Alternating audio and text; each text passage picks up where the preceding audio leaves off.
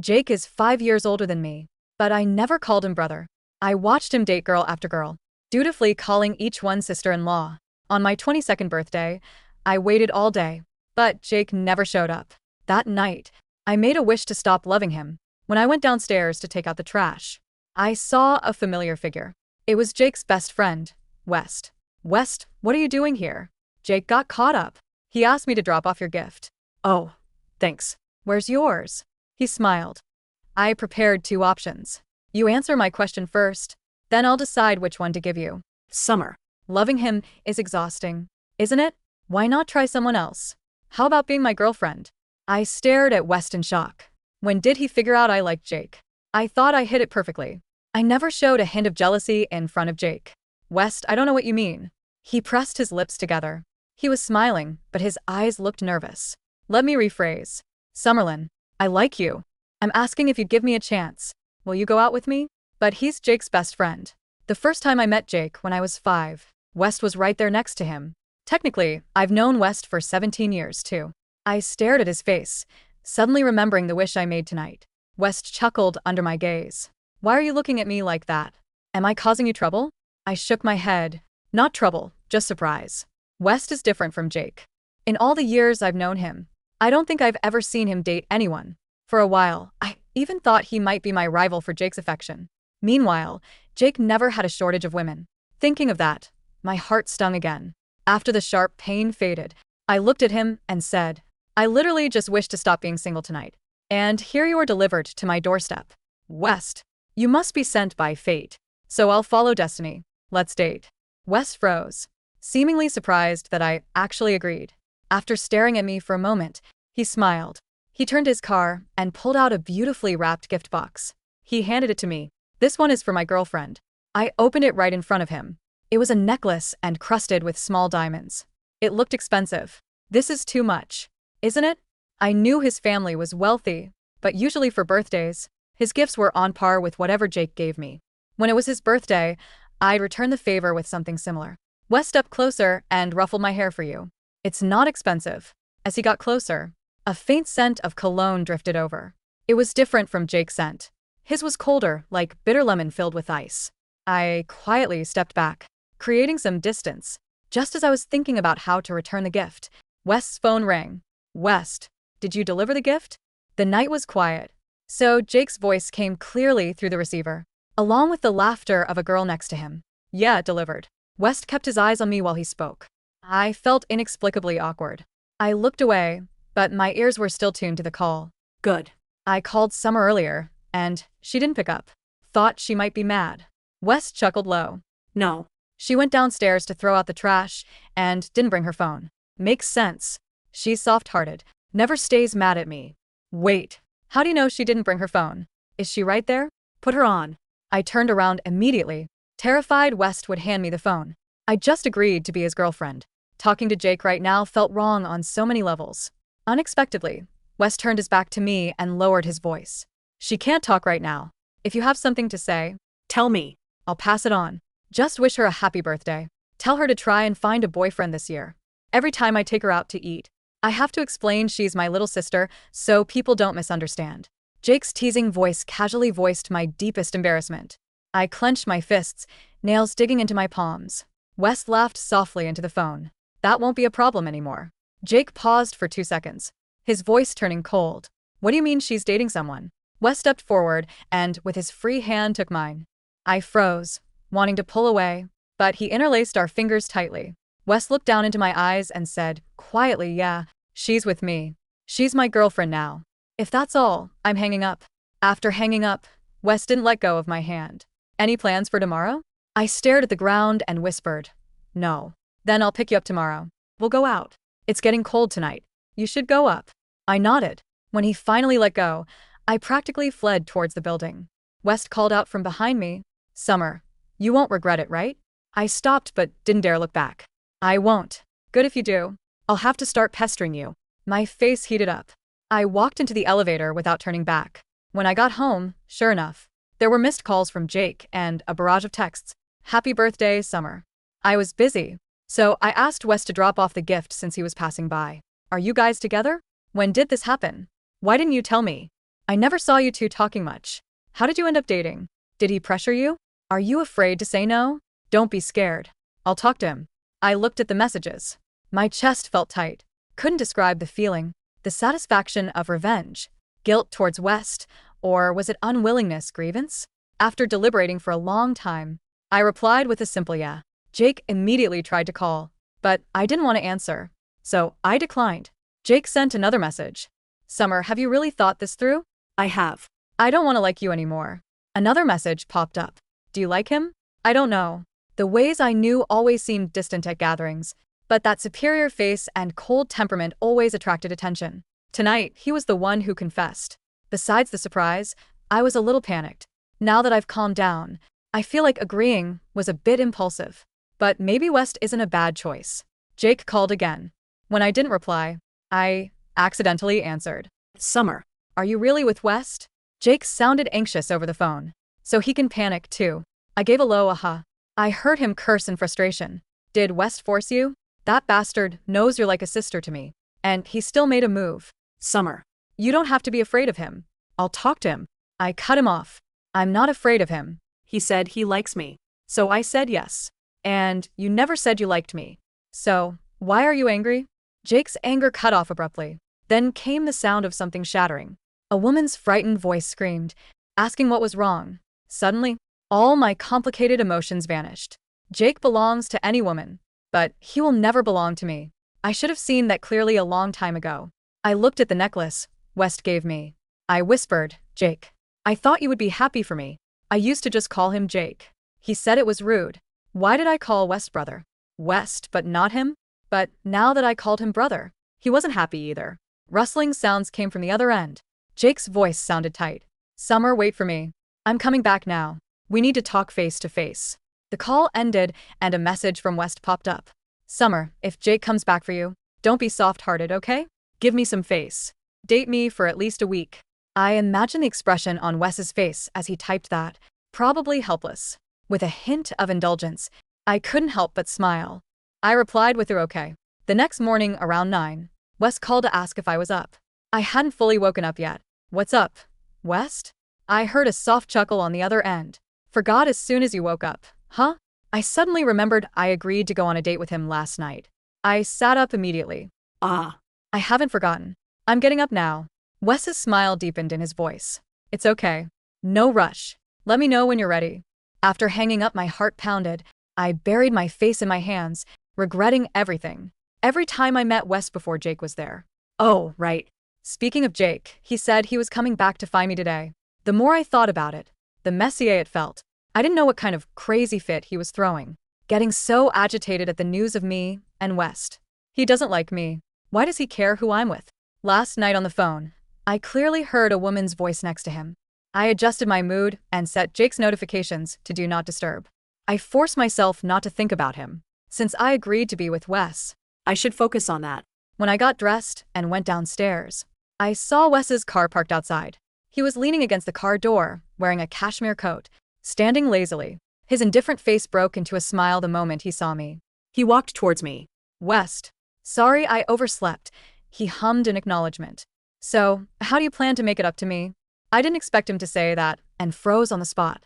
I'll buy you dinner. He smiled and came over to take my hand. Sure, but I'd prefer if you agreed to another condition. I didn't know what condition Wes would propose, but being late for the first date was indeed rude. I could only bite the bullet and agree. West's car was a sleek, dark sedan that smelled faintly of cedarwood and the same crisp, cold cologne he wore. What's the condition? I asked, my fingers nervously tracing the hem of my coat.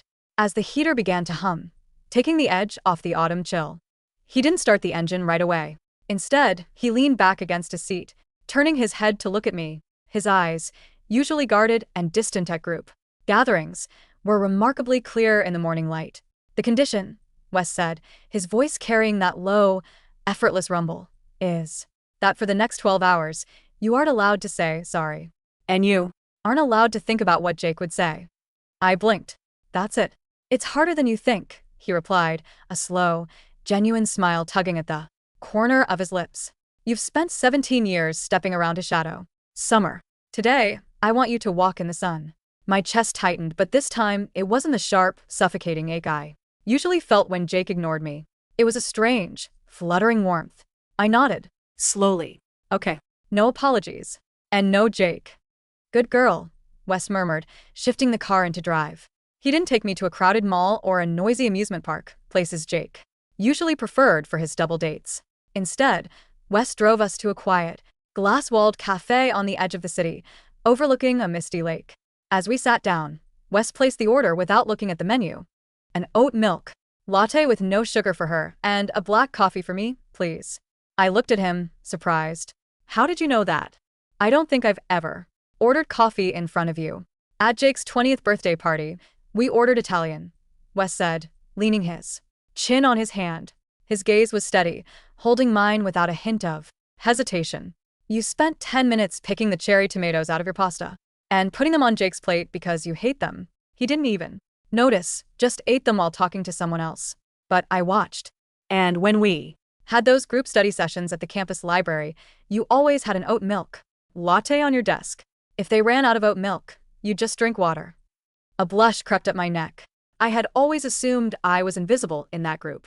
Jake was always the center of attention, the loud, charismatic force who demanded everyone's energy. I had happily positioned myself as his quiet shadow, grateful just to be in his orbit. I never realized someone else was watching the shadow. You observe a lot, I whispered.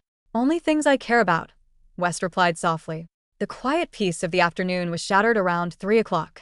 We were walking through a botanical conservatory, the air thick with the scent of damp earth and blooming jasmine, when my phone began to vibrate continuously. I tried to ignore it, but the screen lit up with Jake's name again and again. Then, Wes's phone rang. He didn't look at the screen before answering. He just pressed it to his ear, his expression turning neutral. Jake. The conservatory was quiet enough that I could hear Jake's voice, raspy and frantic, bleeding through the receiver. Where are you?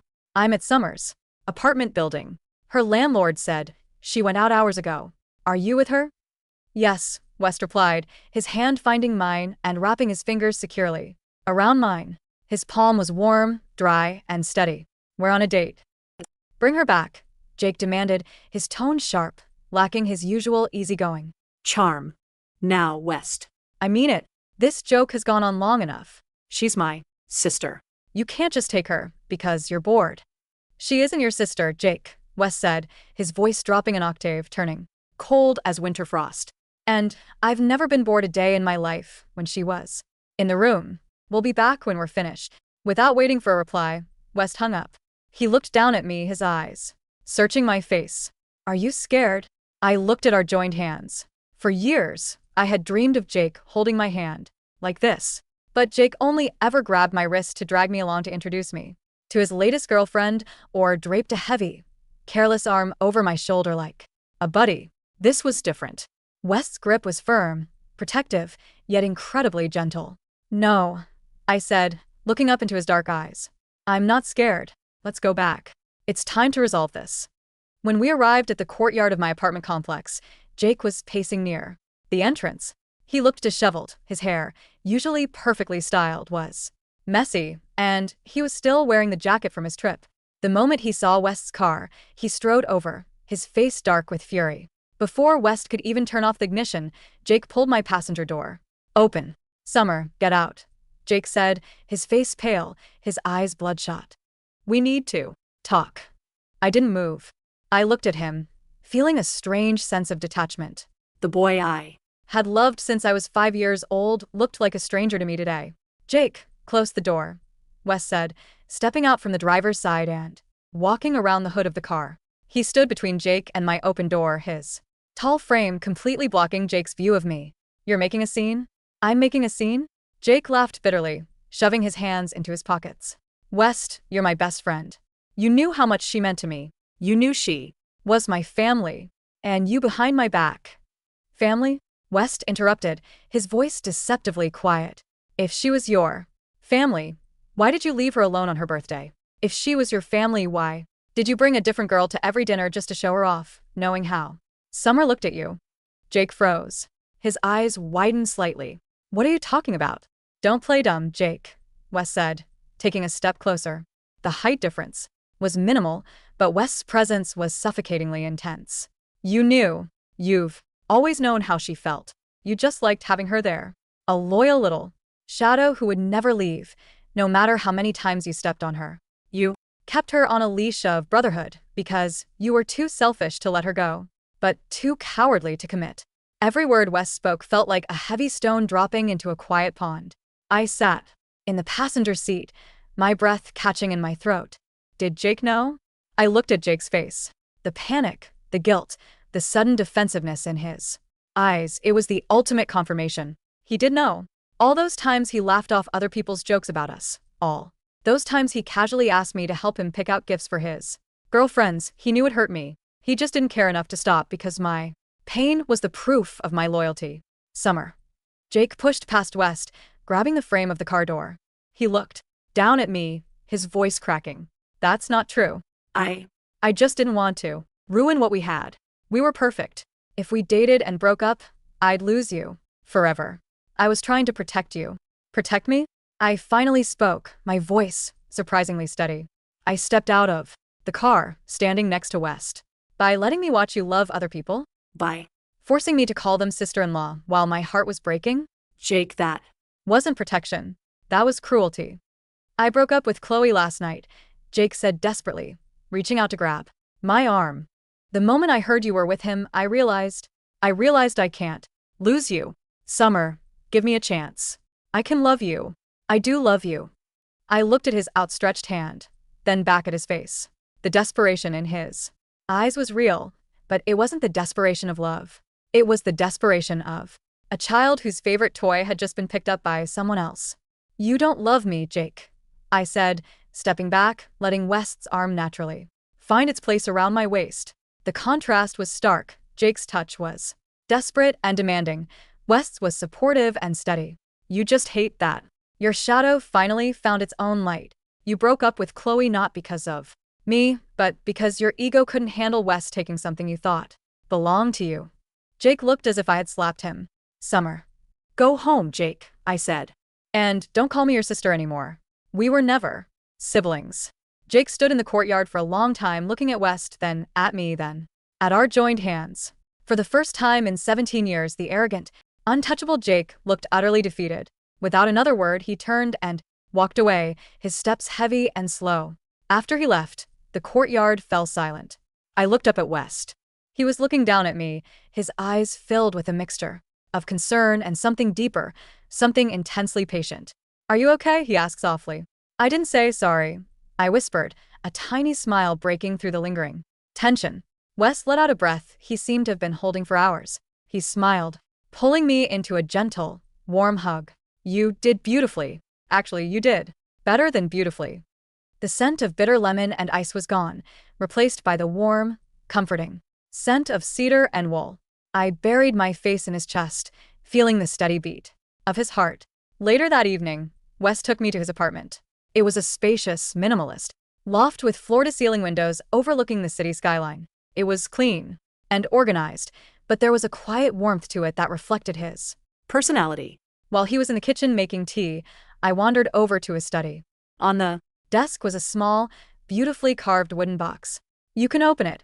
West's voice came from the doorway. He was leaning against the frame, holding 2 mugs. I opened the box.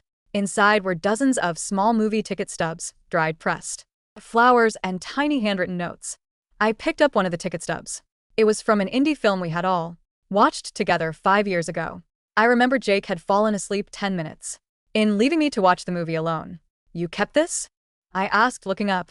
You cried during the ending, Wes said, walking over and placing the mugs on the desk. Jake was snoring next to you, but I handed you a tissue. You didn't notice the ticket fell out of your pocket when we left, but I picked it up. He reached into the box and pulled out a small, folded piece of paper. It was a napkin with a messy doodle of a cat on it. This was from a coffee shop during midterms 3 years ago, Wes said. A faint trace of embarrassment in his voice. You were so stressed you were tearing the edges of your napkin. I drew this to make you laugh, but I was too chicken to give it to you. So I kept it. I looked at the collection of tiny, seemingly insignificant items. Every single one of them was a fragment of my life that Jake had discarded or ignored, but West had carefully gathered and preserved like treasure. West. My voice trembled. Why didn't you ever tell me? Because you were looking at him, Wes said simply, his eyes dark and incredibly honest. If I had forced my way into your line of sight, you would have run away.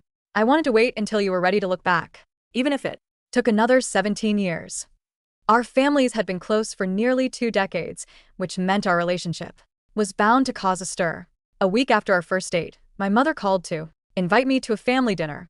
Jake's parents will be there, too, my mother said over the phone, her tone hesitant. Summer, Jake has been in a terrible state lately. His mother says he hasn't been eating. What is going on between you and West? I'm dating West, Mom, I said clearly. And I'm bringing him to dinner. There was a long silence on the other end. Are you sure that's a good idea? You know how close you and Jake have always been. I'm sure, I said. The night of the dinner, the tension in the restaurant's private dining room was thick enough to cut with a knife. Jake sat next to his mother, his eyes dark and sunken. He looked up the moment West and I walked in, his gaze immediately dropping to our joined hands. Summer, West, come sit, my father said, trying to break the ice though his smile was strained. Throughout the dinner, Jake remained silent, picking at his food. His mother, however, couldn't keep her grievances to herself. West, Mrs. Vance, Jake's mother, said, her tone dripping with polite poison. I was so surprised to hear about you and Summer. You've always been like a brother to her, just like Jake. It feels a bit sudden, doesn't it? I've never been Summer's brother, Mrs. Vance, West replied smoothly, placing his chopsticks down. His tone was perfectly polite, yet completely unyielding. And it isn't sudden. I've loved her for a very long time. Jake slammed his glass down on the table. The sharp clatter made everyone flinch. Loved her? Jake scoffed, his voice laced with bitter anger. You call this love? You took advantage of her when she was vulnerable. She was upset with me because I missed her birthday, and you swooped in like a vulture. Jake, that's enough, his father warned, but Jake ignored him. She doesn't love you, West. Jake stood up, pointing a finger at his best friend. She's just using you to make me jealous. Summer, tell him. Tell him you only agreed to date him because you were mad at me. The table went dead silent. My parents looked at me in shock, while Jake's mother looked triumphant. I felt a cold sweat break out on my palms. For a fraction of a second, the old habit of trying to appease Jake, of trying to smooth things over to keep him happy, reared its ugly head. But then, I felt Wes's hand cover mine under the table. His thumb gently rubbed the back of my hand, a silent, steady anchor. I looked up, straight into Jake's eyes.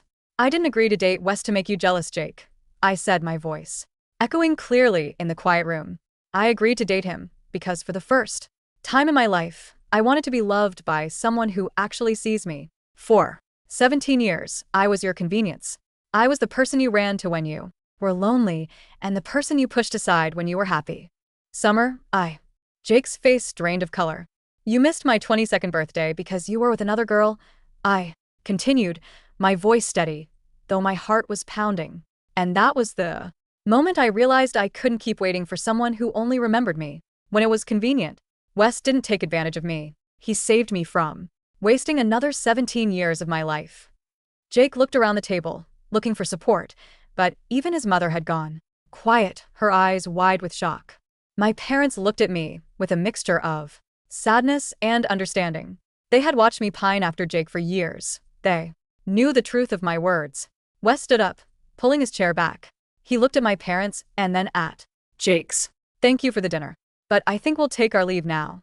He gently guided me out of the room. As the door closed behind us, I heard Jake raise his voice in frustration, but for the first time, the sound of his anger didn't make my heart ache. It just sounded like distant, empty noise. Outside, a light drizzle had begun to fall, washing the city's streets in a reflective glow. West opened his umbrella, holding it over me while letting his own shoulder get damp in the rain. Are you okay? He asked, looking down at me as we walked toward his car. I looked up at his face, framed by the soft glow of the streetlights. The cold, indifferent expression he usually wore for the world was completely gone, replaced by a gaze so tender it made my throat tight. I'm perfect, I said. West paused, a low chuckle escaping his lips. I thought you weren't allowed to say sorry or think about Jake. What about the other rules? I have a new rule, I said, stepping closer to him, wrapping my arms around his waist. From now on, I only look at you. West's eyes darkened, a beautiful, intense warmth blooming in his gaze. He Dropped the umbrella, letting it roll onto the wet pavement and pulled me. close. When his lips met mine, it was nothing like the frantic, messy heartbreak I had associated with love for so many years. It was slow, deep, and steady like a promise kept after 17 years of waiting. The scent of bitter lemon and ice had completely melted away, leaving only the warmth of a new season. I had made a wish on my 22nd birthday to stop loving Jake, but destiny had given me something far better. It had given me West.